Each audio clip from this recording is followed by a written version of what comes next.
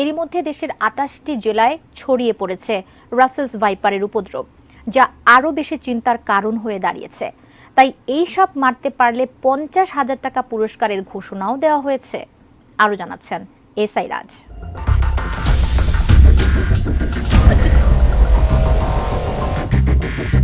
সারা দেশে ছড়িয়ে পড়েছে রাসেলস ভাইপার আতঙ্ক। এটি একটি বিষধর সাপ। সরকারের ভেনম রিসার্চ সেন্টারের তথ্য বলছে, পদ্মা নদীর তীরবর্তী জেলাগুলোতে এই সাপ বেশি ছড়াচ্ছে। সাপটিকে আতঙ্ক হিসেবে না দেখে সতর্ক থাকার আহ্বান জানিয়েছে বন্যপ্রাণী অধিদপ্তর। একসময় এই সাপ রাজশাহী ও চাঁপাইনবাবগঞ্জ অঞ্চলে বেশি দেখা গেলেও বর্তমানে পদ্মা তীরবর্তী কয়েকটি জেলা ও চরাঞ্চলে ছড়িয়ে পড়েছে এর উপদ্রব। উপকূলীয় জেলা পটুয়াখালী ও দ্বীপ জেলা ভোলাতেও এর দেখা মিলেছে।